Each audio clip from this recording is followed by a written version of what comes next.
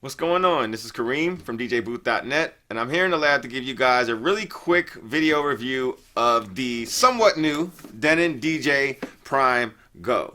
Right here off the bat, you'll see we have the Deck Saver cover, which was recently released for the Denon DJ PRIME GO. It's really cool covers that you guys can get for all of your DJ equipment and your production equipment, so that way they can be protected. See, it fits it nice and snug, and we'll put that off to the side. And here it is, the Denon DJ PRIME GO. It's nice and compact, it's small, but it still has the same horsepower, the same operating system as the Denon DJ PRIME 2 and the Denon DJ PRIME 4 and the SC5000 and SC6000 players that are also out there on the market that are a part of the PRIME series. This little bad boy is one of my favorites because it is completely portable. It is battery powered. It has an internal battery which lasts a little bit more than 4 hours. We'll go into that with the full review here. We have the nice, gorgeous touchscreen. It's the same, pretty much the same touchscreen that's found on the other PRIME series players. And again, it has that nice multi-touch gesturing along with the HD high-res screen. And it just works very, very well. It works pretty much the same here as it does on all the other players. So make sure you guys go check out our reviews of the PRIME 2 and the PRIME 4. I'll flash those in the corner somewhere, so that way you guys can go there and check out that video, because that's when they'll go over all of those different features that are inside of the screen and with the engine OS. I'm not going to pay too much attention to the screen here, because by now you guys are looking at this, you probably already know what the engine OS and engine screen system is all about in the PRIME units. So we're just going to get right into the PRIME GO as it relates to how it works and if I think it's worth it or not and who this bad boy is actually for. So right off the bat, we're going to go with construction and build quality. The construction and build quality of this unit is really, really nice. It's a mixture of both metal and plastic. It seems like around the front and the sides, and most of the top panels are a plastic feel, while the whole back panel and the bottom panel is all full metal. Along the back, you have your 4 rubber feet here. You have your screen in the front. It's nice and big right here on the top. The only minor gripe I do have with the screen is that it doesn't tilt because it's always flat. So it's kind of hard to see it sometimes. You got to make sure you kind of peer over it in order to be able to see everything that's on the screen. I wish they would use the same type of mechanism they used with the PRIME 4, where the screen can tilt with a little kickstand underneath it. That would have been really nice here. But as it stands, it still works really nicely, and you'll still be able to see what you need to see, but you're just going to have to lean over a little bit more. Again, it really has good build quality all around. It doesn't have any cheap plastic anywhere. It does feel like it's going to last quite a bit, and it just feels really, really solid and really sturdy. Again, I would advise getting one of these deck savers for it if you're going to be throwing this into one of your bags, because you don't want anything to happen to anything that's on the top here, any of your knobs. But the knobs, by the way, are 100% full metal posts, so they kind of got you covered there as well. But you do want to give your unit a little bit more protection. These are coming in at about $1,000 each, so you're going to want to protect your investment that way. So on the back, you'll have all of your connections, as you can see here. All the way to the left, you have your balanced master and your unbalanced RCA. Your balance, of course, are XLR. You can switch this right here on the back to be either in stereo mode or mono mode. You have your boot TRS along with your auxiliary input, which is left and right RCA. Then you have your 2 mic inputs that are combo jacks. Really cool feature to have 2 different mic inputs here. They can be both TRS or XLR. You have your USB-B, your USB media link, and your link RJ45 cable, so that way you can use things like your sound switch and your different DMX lighting capabilities. You also have your power cable input as well as your power button. You also have a grounding post here as well. Not exactly sure when you would need that, but they have included one here for you. On the front panel, you have your headphone outputs. You have both your 1/4 inch and you have your 3.5 millimeter. You also have your Q mix level knob, gain knob for your headphones, and your auxiliary level knob is on the back as well. You have your card slot here on the front. You'll notice these players don't exactly have that slot on the bottom for your big media libraries. You're only getting one USB slot on the back here, and you're getting another SD card slot in the front. It's not really a gripe because the unit is nice and small and compact. You're probably going to want to just throw an SD card in the front of this bad boy anyway, because that makes everything nice, small, and sleek, and you can hold as big a cards as you need or USBs as you need to use this unit as you see fit.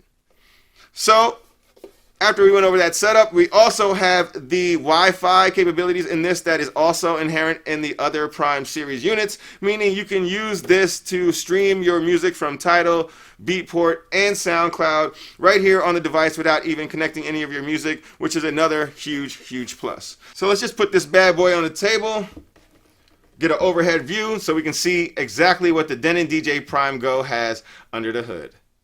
Alright, so here it is, the Denon DJ PRIME GO. Again, this is going to be a very quick look. We're not going to go into all the details of the screen because it's pretty much everything we've already seen from the Prime series. It's just put in this format on this player. But again, go see my reviews of the Prime 2 and the Prime 4 and you'll get a really quick lowdown on everything that has to do with the engine OS system and also the touchscreen itself. So right off the bat, we'll start down here like we always do with the Crossfader. The Crossfader here is not good at all. The cut-in distance is very long. It's not suited for scratching. You can probably pull off some of your basic little scratches, but I'm a little bit disappointed that at this $1,000 price point they're not putting the inner-faders in here. It would just be really easy to do and not that much of an investment on their part, but it would be a lot more fun for the users like us that actually like to scratch a little bit. It is, however, really quick. And it doesn't feel too bad. It does feel pretty plasticky though. And again, fader would be needed here if this was going to be my official unit. The line faders themselves have more tension to them. In the middle, you'll see you have some metering here so you can see exactly what levels you're at in the mix. You have your shift button here, your view, your load buttons, your transportation here, your back and forward, along with your big oversized browse knob, so that way you can go through all the different features and functions on the screen. Again, we're not going to go into all this. You guys know the screen has the multi-gesture, so that way you can zoom and pinch your waveforms. You can put tracks on one side or the other, load left, load right. You can use your touch strip here at the top. Then you have all of your other goodies hidden underneath the menus, like your brightness, your colors, and so on and so forth. Next, above the Q section for your headphones, you have your A and B sweep effects. Your A sweep effects is a filter, and your B is like an echo out. It's really cool. They don't know. Play them full clips. They don't know. Yeah. They were saying I was shit. Yeah, bullshit. They don't know. Here in the top left corner, you have your FS select area. You have echo, delay, hall, ping pong, auto gate, flanger, LFO filter, phaser, crush roll, reverse roll, scratch, and reverb.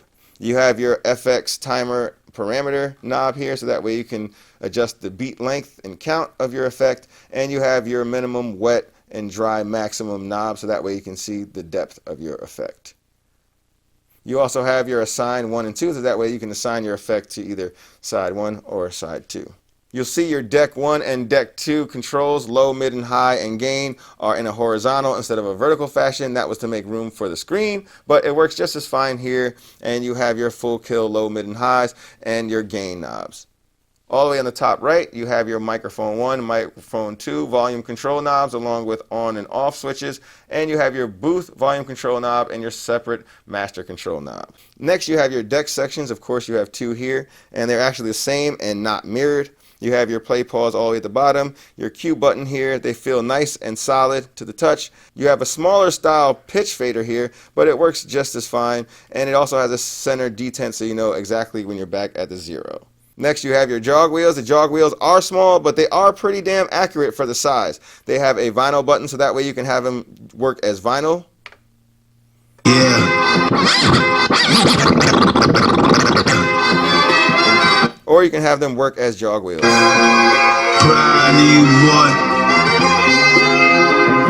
Next, you have your auto loop button. You press that button and it'll start your loop. And you can grow your loop or you can shorten your loop as you see fit. Next, you have your different pad section here. Your first pad section is hot cue. Second is loop. Next is roll. The buttons feel really nice to the touch. Yeah. They do have a color strip to them, and they also have a bank button here, so you can go through your bank of first 4 hot cues and your bank of second 4 hot cues. You have your bank of first loops and your bank of second loops. You have your banks of first rolls and then your banks of second rolls. Hey boy.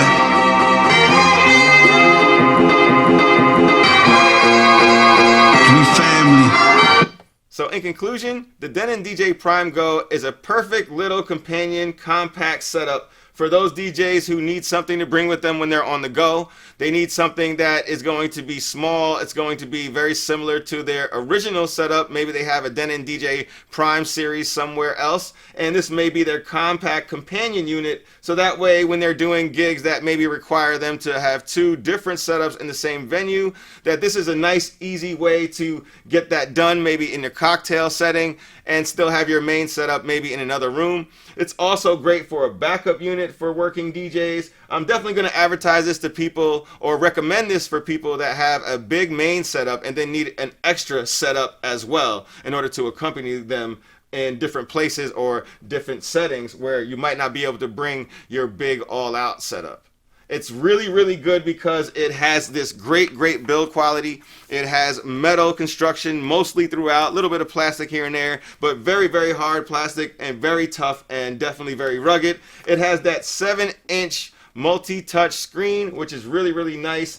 It has the same Denon Engine OS Prime setup as the flagship players, which means you're getting all that Wi-Fi streaming goodness and all the other features that you've come to love on the other Prime gear. It also has 2 microphone inputs included as well, and it has a nice long 4-hour battery life.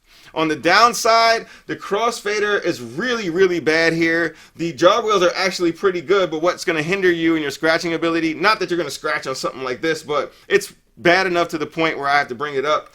The crossfader just really, really has a long cut-in distance. It's really laggy and really delayed, and it just would have been better if you're paying $1,000 for a unit like this in order to see an innofader in there with this unit, just as you would on like your Newmark scratch mixer. The Denon DJ Prime Go also does not have that screen tilt, so sometimes it's awkward to try to find yourself on the screen because it's not actually tilted up towards you.